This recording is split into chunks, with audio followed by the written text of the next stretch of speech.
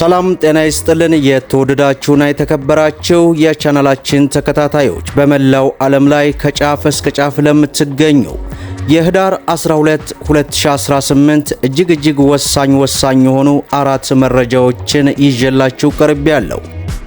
በተለይ የመጀመሪያው መረጃዬ እጅግ ለበርካታ ኢትዮጵያኖች በሀገር ውስጥም በውጭም ለምትገኙ መርዶ የሆነ መግለጫ ነው። ይህም እንግዲህ በርካታ ኢትዮጵያኖችን የሚያሳዝንና ቅስም የሚሰብር ክልከላ ስለመደረጉ በዚህ ሰዓት ይፋ ሆኗል። ሙሉ መረጃና ሙሉ ዝርዝሩ እንግዲህ የምታደምጡት ይሆናል።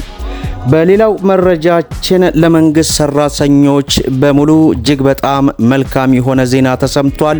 ይህንን በተመለከተ ሙሉ መረጃውን እናደርሳለን። እንዲሁም ከኢትዮጵያ ቴሌኮም በኩል አዲስ አሰራር ተግባራዊ ስለመደረጉ በዚህ ሰዓት ይፋ ሆኗል። ሙሉ መረጃውን ይዘናል። በሌላው መረጃችን ደግሞ ከኢትዮጵያ ንግድ ባንክ ጋር በተያያዘ አዲስ መግለጫ ወጥቷል። በዚህም የኢትዮጵያ ንግድ ባንክ እየተከናወነ ያለውን የገንዘብ ልውውጥ በተመለከተ አዲስ መግለጫ ማውጣቱንና በዚህም መግለጫ የጥሬ ገንዘብ ግብይት ሊቀየር ስለመሆኑ እንግዲህ በዝርዝር ተቀምጧል። ይህንን እና መሰል መረጃዎችን በዚህ ሰዓት ወደ እናንተ እናደርሳለን። ቪዲዮን ላይክ፣ ቻናሉን ደግሞ ሰብስክራይብ እያደረጋችሁ አብራችሁን ቆዩ። እንግዲህ ክቡራን ተመልካቾቼ እጅግ በጣም ወሳኝ የሆኑ መረጃዎች ነው በዚህ ምሽት ይዤላችሁ የቀረብኩት። በተለይ መግቢያ ላይ እንዳያችሁት እጅግ በርካታ ኢትዮጵያኖችን ያሳዘነ አዲስ መግለጫ ወጥቷል። በዚህ መግለጫ እንግዲህ ክልከላ ስለመደረጉ ይፋ ሆኗል። ከዛ በፊት በዛሬው ዕለት እንግዲህ ከጥሬ ገንዘብ ጋር በተያያዘ ከኢትዮጵያ ንግድ ባንክ አንድ አዲስ መግለጫ ይፋ መሆኑ ተገልጿል። የኢትዮጵያ ንግድ ባንክ ምክትል ፕሬዝዳንት አቶ ኤፍሬም መኩሪያ በባንኩ ከሚከናወነው የገንዘብ ልውውጥ ወይንም ግብይት ውስጥ 90% የሚሆነው የሚፈጸመው በዲጂታል መንገድ መሆኑንና ከቀድሞ ዓመት አንጻር በ17% ብልጫ እንዳለው ተናግረዋል። ምክትል ፕሬዝዳንቱ በ2017 በጀት ዓመት በኢትዮጵያ የፋይናንስ ተቋማት በዲጂታል መንገድ የተዘዋወረው ብር 17.7 ትሪሊየን ብር መሆኑን አንስተው ከዚህ ውስጥ 13 ትሪሊየን ወይንም 73% ያህሉ በንግድ ባንክ በኩል መፈጸሙን ተናግረዋል። በተለይ ከቅርብ ጊዜ ወዲህ እየተባባሰ የመጣው የሰዎች መጭበርበርን በተመለከተ አሁን ላይ 90% በዲጂታል መንገድ አማራጭ እየተጠቀመ ቢሆንም በአጭር ጊዜ ውስጥ 100% በዲጂታል ሆኖ በጥሬ ገንዘብ ግብይት ሊቆም እንደሚችልም ገልጸዋል። የዲጂታል ዝውውሮች እንደማደጋቸው ሁሉ የሳይበር ተጋላጭነትም እየጨመረ መሆኑን ያነሱት አቶ ኤፍሬም አሁን ላይ ግብይቶች ዲጂታል በመሆኑ እየገጠማቸው ያለውን ስጋት የሳይበር ጥቃትና የዲጂታል ማጭበርበር መሆኑንም ገልጸዋል። በሌላው መረጃችን እጅግ በርካታ ኢትዮጵያኖችን ያሳዘነ ክልከላ በዚህ ሰዓት እንግዲህ የጤና ሚኒስቴር ይፋ አድርጓል። ከሰሞኑ በሀገራችን ኢትዮጵያ የመጣው በሽታ በንክኪ የሚተላለፍ በመሆኑ ሕይወታቸው ያለፉ ሰዎች አስክሬን ለቤተሰባቸው እንደማይሰጥ በዚህ ሰዓት የወጣው ሪፖርት አስነብቧል። ሕይወታቸው ካለፈ በኋላ አስክሬኑ የማይታጠብ መሆኑ የተገለጸ ሲሆን ደህንነቱ በተጠበቀ መንገድ የቀብር ስነ ስርዓት ይፈጸማልም ተብሏል። ቀብር የተፈጸመበት ቦታዎችም በነብ መጠበቅ እንዳለበት ገልጸው ማህበረሰቡ የበሽታውን ከባድነት ተረድቶ ይህንን ውሳኔ መቀበልና መተባበር እንዳለበት የጤና ሚኒስቴር አሳስቧል።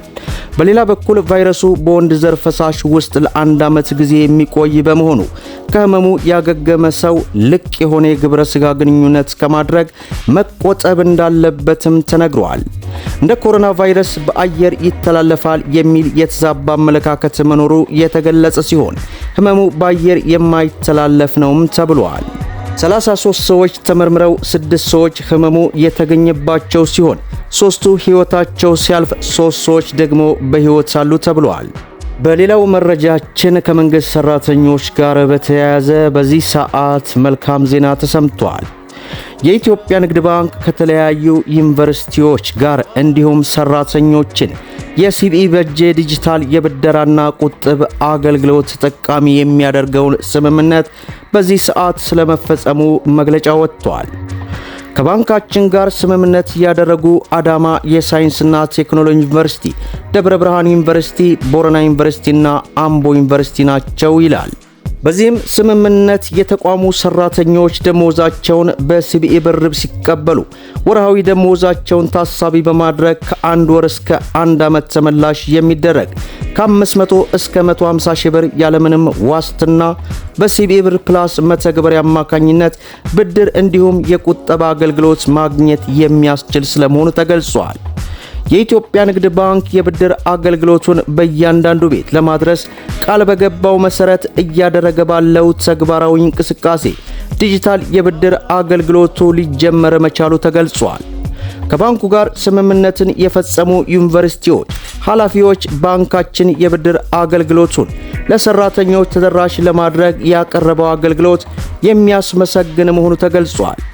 ተቋማትም ከባንካችን ጋር ባላቸው ጠንካራ ግንኙነትና አሁንም በቀረበው ዲጂታል የቁጠባና ብድር አገልግሎት ላይ በጋራ ለመስራት ላሳዩት ተነሳሽነት ባንካችን ምስጋና አቅርቧል ይላል። በርካታ ዩኒቨርሲቲዎችና ሌሎች ተቋማት ሰራተኞቻቸውን የሲቢኢ በጄ ዲጂታል የብድርና ቁጠባ አገልግሎት ተጠቃሚ የሚያደርገውን ስምምነት ከባንካችን ጋር እየፈጸሙ ይገኛሉ ሲል በዚህ ሰዓት መግለጫ ሰጥቷል።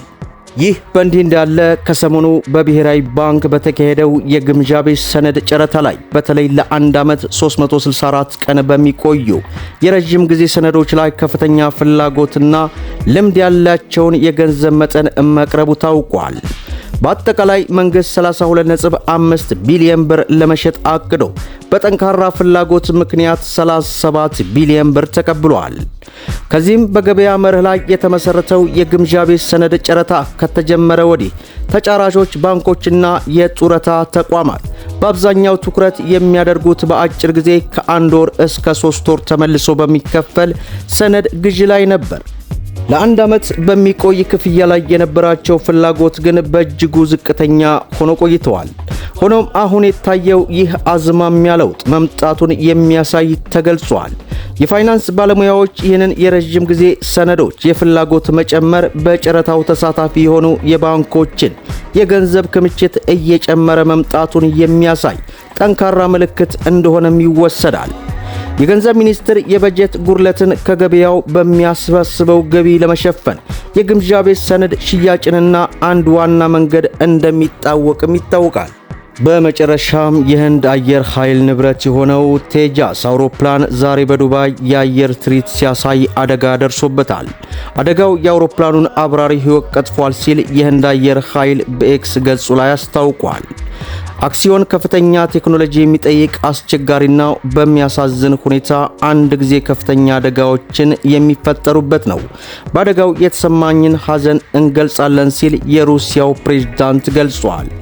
መደመጥ ያለባቸው ወሳኝ የሆኑ መረጃዎችን ይመስላሉ። ቪዲዮውን ላይክ ሸር አድርጉት እያልኩ እስከ ፍጻሜው ድረስ አብራችሁን ስለቆያችሁ ልባዊ ምስጋናችን እየሰጠን በሌላ ቪዲዮ እስከምንገናኝ ሰላም አለይኩም ወራህመቱላህ።